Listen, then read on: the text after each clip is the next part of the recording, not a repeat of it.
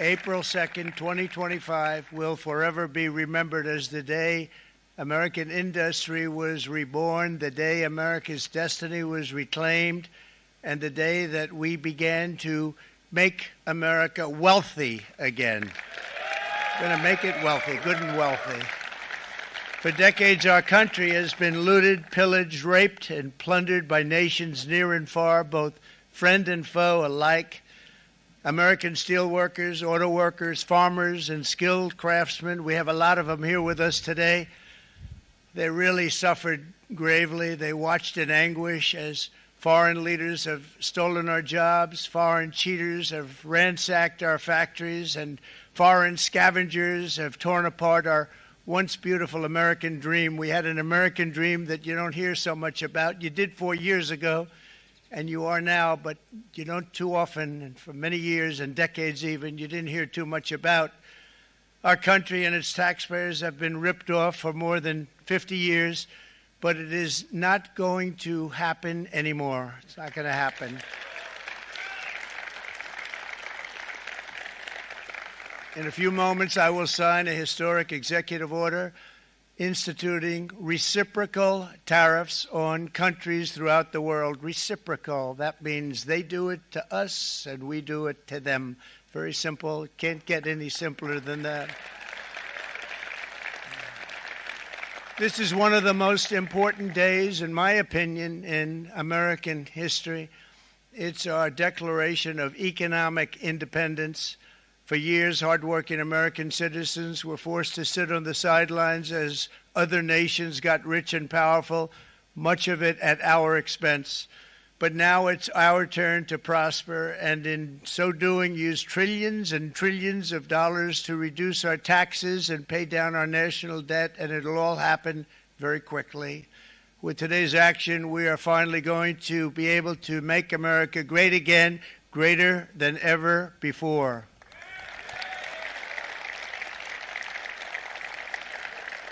Jobs and factories will come roaring back into our country, and you see it happening already. We will supercharge our domestic industrial base. We will pry open foreign markets and break down foreign trade barriers.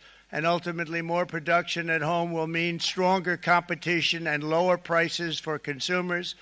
This will be indeed the golden age of America. It's coming back. We're going to come back very strongly. We're pleased to be joined on this momentous occasion by Vice President J.D. Vance. J.D., thank you. Thank you. Thank you very much. Where are you, J.D.? No, that wasn't too hard to find. I was looking, he likes to take a low-key attitude, so it'd usually be sitting right in front. He's gaining a lot of confidence, Mike, isn't he? And nearly my entire cabinet is here, as well as Speaker Mike Johnson, who's done an amazing job. And with the great success we had last night in Florida, we have a majority of 7. And 7's like a lot when we had it at 1, right? You've done a fantastic job. And many of the members of the House and Senate are with us. Senators, congressmen, thank you all for being with us. We appreciate it. For decades, the United States slashed our trade barriers on other countries, while those nations placed massive tariffs on our products and created outrageous non-monetary barriers to decimate our industries. And in many cases, the non-monetary barriers were worse than the monetary ones. They manipulated their currencies, subsidized their exports, stole our intellectual property, imposed exorbitant VAT taxes to disadvantage our products, adopted unfair rules and technical standards, and created filthy pollution havens. They were absolutely filthy, but they always came to us and they said, we're violating, we should pay for it. It's all detailed in a very big report by the U.S. Trade Representative on Foreign Trade Barriers, and I'll just hold it up for you. It's available, and you don't have to pay too much. As I understand it, you'll pay nothing. It's a lot of work for something, actually, because it's a special book. It's very, frankly, it's very upsetting when you read it, when you see what people have been doing to us for 30 years. This all happened with no response from the United States of America, none whatsoever. But those days are over. Let me offer just a few examples of the vicious attacks our workers have faced for so many years. The United States charges other countries only a 2.4 tariff on motorcycles. Meanwhile, Thailand and others are charging much higher prices, like almost 40%. Lee Zeldin's working to get their approvals, and it's an amazing company. Mr. Wei, of one of the great companies of the world, actually, they're coming in from Taiwan, and they're going to build one of the biggest plants in the world, maybe the biggest for that. But 64%, we're going to charge them 32%. Japan, very, very tough, great people. And again, I don't blame the people for doing it. I think they're very smart in doing it. I blame the people that sat right in that Oval Office, right over there, right behind the Resolute desk or whichever desk they chose. Japan, 46%. They would charge us 46%, and much higher for certain items like cars, little items like cars. 46%, we're charging them 24%. India, very, very tough, very, very tough. The Prime Minister just left, and he's a great friend of mine, but I said, you're a friend of mine, but you're not treating us right. They charge us 52%. You have to understand, we charge them almost nothing for years and years and decades, and it was only 7 years ago when I came in, we started with China and charged them. We took in hundreds of billions of dollars from China in tariffs, and they understood, honestly. President Xi understood. He said, look, I understand, and the other countries, and they all understand. We're going to have to go through a little tough love, maybe, but they all understand. They're ripping us off, and they understood it. Prime Minister of Japan, Shinzo Abe. He was a fantastic man. He was unfortunately taken from us, assassination. But I went to him and I said, Shinzo, we have to do something. A trade is not fair. And he said, I know that. And he was a great gentleman. He was a fantastic man, but he understood immediately what I was talking about. I said, Shinzo, we have to do something. He said, I know that. And we worked out a deal, and it would have been a much better deal, but frankly, there were many years left on the deal that was made previous to my getting there, but it was something. If you look at Switzerland, 61% to 31%. Indonesia, Malaysia, Cambodia. Oh, look at Cambodia, 97%. We're going to bring it down to 49. They made a fortune with the United States of America. United Kingdom, 10%, and we'll go 10%. So we'll do the same thing.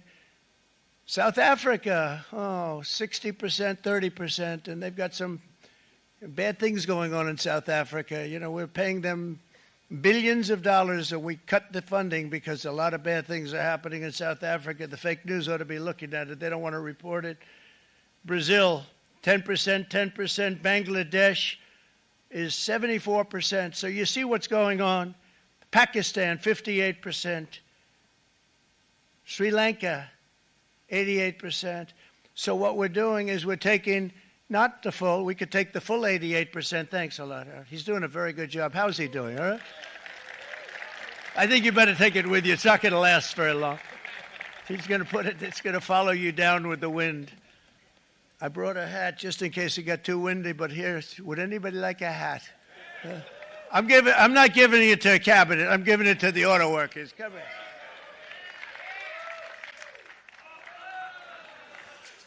Thank you, fellas. Get it. That's it.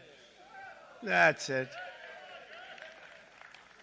They deserve it more than our cabinet. Our cabinet has plenty of hats. But you see the numbers. The numbers are so disproportionate. They're so unfair. At the same time, we will establish a minimum baseline tariff of 10%. You notice that on the chart. And that'll be on other countries to help rebuild our economy and to prevent cheating. So we're going to have a minimum of cheating, and we're going to be very severe on the people that at the gate that watch the tariffs and watch the product coming in, because there's been a lot of bad things happening at the gate because the money is so enormous that you're talking about. There's never been probably anything like it in terms of the enormity, and there are a lot of bad things happen at the people that do the check-in.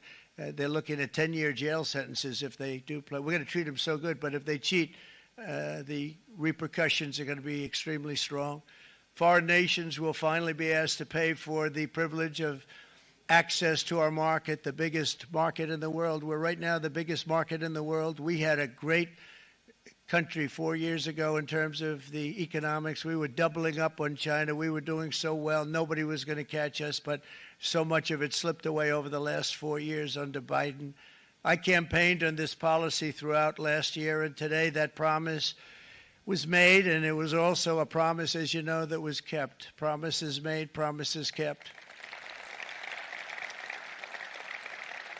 To any company that objects to our common sense reciprocal tariffs, again, reciprocal, back and forth, back and forth. And I call this kind reciprocal. This is not full reciprocal. This is kind reciprocal.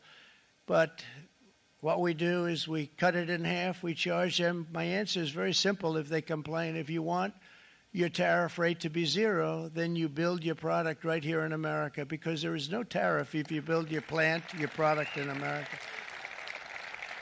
And we've seen companies coming in like we've never seen before. Likewise to all of the foreign presidents, prime ministers, kings, queens, ambassadors, and everyone else who will soon be calling to ask for exemptions from these tariffs, I say, terminate your own tariffs, drop your barriers, don't manipulate your currencies. They manipulate their currencies like nobody can even believe, which is a bad, bad thing and very devastating to us, and start buying tens of billions of dollars